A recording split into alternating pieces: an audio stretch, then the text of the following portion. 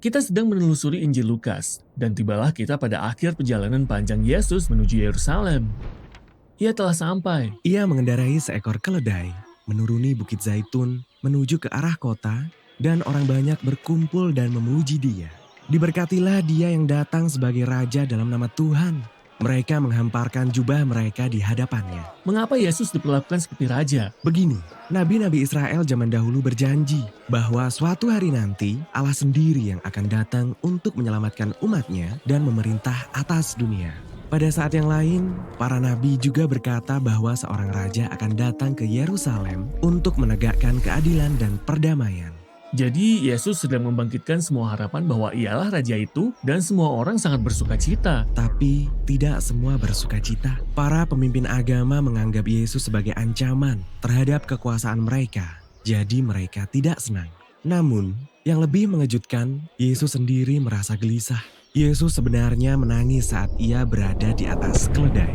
Mengapa ya? Karena Yesus dapat melihat apa yang akan terjadi. Ia tahu bahwa ia tidak akan diterima sebagai Raja Israel. Ia juga tahu bahwa bangsa Israel akan terus berjalan menuju kehancuran. Mereka mengabaikan orang-orang miskin, mengobarkan pemberontakan melawan penjajah Romawi. Semua itu akan berakhir dengan kematian. Itulah yang menghancurkan hatinya. Dan membuatnya marah. Hal pertama yang Yesus lakukan di Yerusalem, ia bergegas menuju halaman Bait Allah dan mengusir para penukar uang, menghentikan seluruh praktek persembahan korban. Ya, Yesus sedang melancarkan protes dengan perkataan para nabi. Ia berdiri di tengah halaman dan meneriakkan kata-kata dari para nabi Israel zaman dulu. Rumahku adalah rumah doa, tetapi kamu menjadikannya sarang penyamun. Sarang penyamun. Ya, Yesus mengutip perkataan Nabi Yeremia yang pernah berdiri di tempat yang sama, pusat kekuasaan agama dan politik Israel. Dan Yesus melancarkan kritik yang sama kepada para pemimpin Israel. Mereka adalah pemberontak dan pemimpin yang korup. Mereka menangkap pesan Yesus itu dan mulai berencana untuk membunuh dia. Yesus tidak heran. Malahan, ia membuat agar semua ini terjadi selama perayaan Paskah. Yang merupakan minggu kudus saat orang-orang Yahudi merayakan kisah lama tentang Allah yang membebaskan mereka dari perbudakan dan menarik mereka ke dalam ikatan perjanjian. Jadi, Yesus menggunakan lambang-lambang Paskah untuk mengungkapkan makna kematiannya yang akan datang.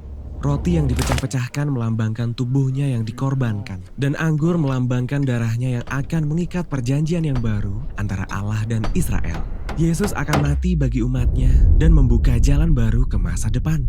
Setelah selesai perjamuan, Yesus membawa murid-muridnya ke taman untuk berdoa. Dan ia bergumul antara keinginannya sebagai manusia untuk menyelamatkan nyawanya atau harus mengorbankan nyawanya. Tetapi ia sanggup mengatasi percobaan ini. Dan disinilah para pemimpin agama beserta para pengawal Bait Allah menjumpai dan menangkap Yesus. Pada saat itu, Yerusalem dikuasai oleh Kekaisaran Romawi. Jadi para pemimpin agama tidak dapat menghukum mati Yesus tanpa seizin dari gubernur Romawi yang bernama Pontius Pilatus. Itu sebabnya mereka mengarang tuduhan bahwa Yesus adalah raja pemberontak yang mengobarkan revolusi melawan Kaisar Romawi. Pilatus bertanya kepada Yesus, "Engkaukah raja orang Yahudi?" Dan Yesus menjawab, "Engkau sendiri yang mengatakannya." Pilatus dapat melihat bahwa Yesus tidak bersalah dan ia tidak pantas dihukum mati. Namun para pemimpin agama itu tetap bersikeras bahwa Yesus adalah orang yang berbahaya. Jadi mereka mencoba bernegosiasi. Pilatus akan membebaskan pemberontak yang sebenarnya melawan Roma yang bernama Barabas sebagai gantinya Yesus. Jadi orang yang tidak bersalah dihukum menggantikan orang yang bersalah. Yesus digiring bersama dua penjahat lainnya dan ia dipakukan ke alat hukuman Romawi dan orang-orang mengolok-olok dia. "Hei, jika engkau adalah Raja Mesias, selamatkanlah dirimu dan kami." Namun Yesus tetap mengasihi musuh-musuhnya sampai akhir. Memberikan pengharapan kepada salah satu penjahat yang sekarat di sebelahnya. Ia bahkan berdoa bagi orang-orang yang menyalibkan dia. "Ya Bapa, ampunilah mereka, sebab mereka tidak tahu apa yang mereka perbuat." Kemudian langit menjadi gelap ketika orang yang tidak berdosa mati sebagai pemberontak. Lalu Yesus berseru dengan kata-kata dari Mazmur Israel. "Ya Bapa, ke dalam tangan-Mu kuserahkan nyawaku." Kemudian Yesus pun mati tanpa dosa dan seorang diri.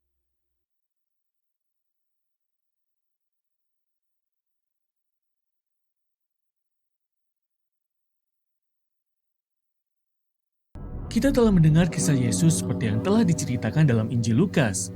Kisahnya dimulai dengan kedatangan seorang raja yang tidak biasa, lahir dalam keadaan miskin dan sederhana. Kemudian kita melihat Yesus sebagai seorang guru dan nabi. Ia berkeliling ke seluruh Israel, mengajak orang-orang ke dalam cara hidup yang radikal, di mana musuh menjadi teman, orang-orang miskin dipedulikan, dan orang-orang mendapatkan pengampunan atas kesalahan mereka. Ia pergi dari kota ke kota, mengajak orang-orang untuk mengikut dia dan hidup di bawah pemerintahan Allah dengan cara hidup yang terbalik dari cara dunia. Dan ia mengadakan banyak tanda dan mukjizat. Jadi banyak orang Israel mulai berharap ia akan menyelamatkan bangsa Israel dari orang-orang Romawi dan akan mendirikan kerajaan baru yang damai dan adil. Singkat kata, ia akan mendatangkan kerajaan Allah. Nah, para pemimpin agama pada masa itu juga mengharapkan kerajaan Allah. Namun bagi mereka, pesan yang disampaikan Yesus adalah sebuah ancaman. Ya, mereka sebenarnya berharap mendapatkan kekuasaan dan kehormatan ketika kerajaan Allah datang. Namun, Yesus berkata bahwa yang empunya kerajaan Allah adalah orang miskin, orang luar, dan kekuasaan yang sesungguhnya terletak pada melayani sesama dalam kasih. Konflik dengan para pemimpin agama ini memanas ketika Yesus di Yerusalem menghentikan persembahan korban di Bait Suci dan menyebut para pemimpin Israel sebagai gerombolan pemberontak. Jadi mereka menangkap Yesus dan menuduh dia sebagai raja pemberontak di hadapan penguasa Romawi. Ia diserahkan untuk dihukum mati meskipun ia tidak bersalah. Kemudian ia digiring keluar kota dan dihukum mati atas tuduhan palsu. Maka tibalah kita pada bagian terakhir dari Injil Lukas. Ada seorang pemimpin agama bernama Yusuf yang menentang ketika Yesus dihukum mati. Ia kemudian meminta mayat Yesus agar ia dapat menguburkannya di kuburan terdekat. Beberapa hari kemudian, beberapa perempuan pengikut Yesus mengunjungi kubur tersebut dan mereka mendapati kubur itu sudah terbuka dan kosong. Dan mereka berjumpa dengan sosok misterius yang memberitahu mereka bahwa Yesus telah bangkit dari antara orang mati. Karena itu, mereka lari ketakutan. Tidak ada seorang pun yang percaya pada perkataan mereka. Tidak mungkin Yesus hidup. Mereka semua sudah melihat ia mati. Pada hari itu juga, di luar kota Yerusalem, 2 orang pengikut Yesus sedang dalam perjalanan meninggalkan kota menuju ke sebuah kampung bernama Emmaus. Mereka terlihat sedih dan bingung akan semua yang telah terjadi. Kemudian Yesus muncul dan berjalan bersama-sama dengan mereka. Tetapi mereka tidak dapat mengenali dia. Ya, aneh sekali. Mengapa mereka tidak dapat mengenali dia? Ya, ini gambaran yang aneh tetapi sangat penting bagi Lukas. Mereka tidak mengenali Yesus karena suatu alasan. Yesus bertanya pada mereka, "Apa yang sedang kalian bicarakan?" Lalu mereka mulai bercerita tentang Yesus, seorang nabi yang berkuasa yang mereka harapkan dapat membebaskan bangsa Israel, tetapi ia malah dihukum mati. Beberapa perempuan mengatakan ia masih hidup. Tidak mungkin kan? Sudah keterlaluan.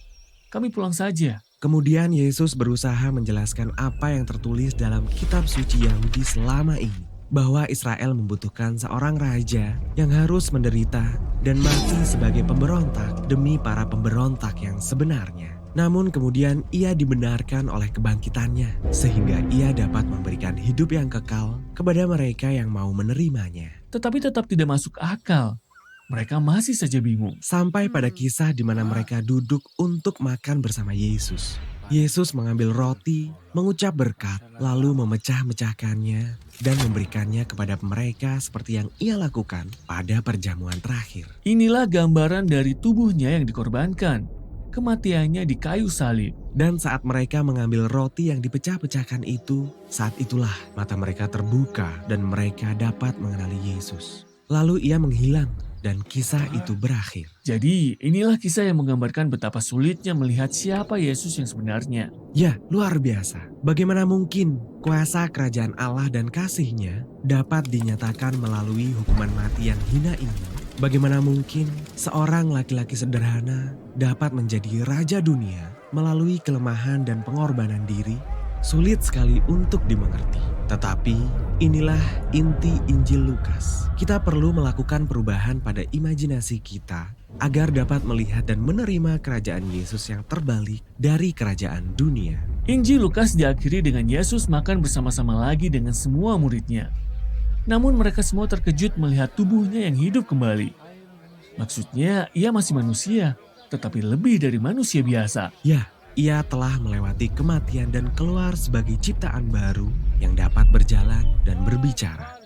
Kemudian Yesus berkata, ia akan memberi mereka kuasa ilahi yang sama yang telah menopang dia, sehingga mereka dapat pergi dan membagikan kabar baik kerajaan Allah kepada orang lain. Setelah itu, Lukas menceritakan bagaimana Yesus terangkat ke surga. Memang dengan cara yang keren, tetapi mengapa ia terangkat ke langit? Jadi di perjanjian lama, langit merupakan tempat Allah bertakhta. Langit itu berada di atas segalanya. Jadi ini merupakan cara Lukas untuk menunjukkan bahwa Yesus telah dinobatkan sebagai raja atas seluruh dunia. Para pengikutnya tinggal di Yerusalem, menyembah Allah dan Yesus sambil menantikan kuasa baru yang dijanjikan itu. Dan disinilah Injil Lukas berakhir. Setelah ini, Lukas akan menulis tentang bagaimana mereka menerima kuasa ini dan membawa kabar baik itu kepada dunia. Nah, inilah inti dari bukunya yang kedua, yaitu Kisah Para Rasul.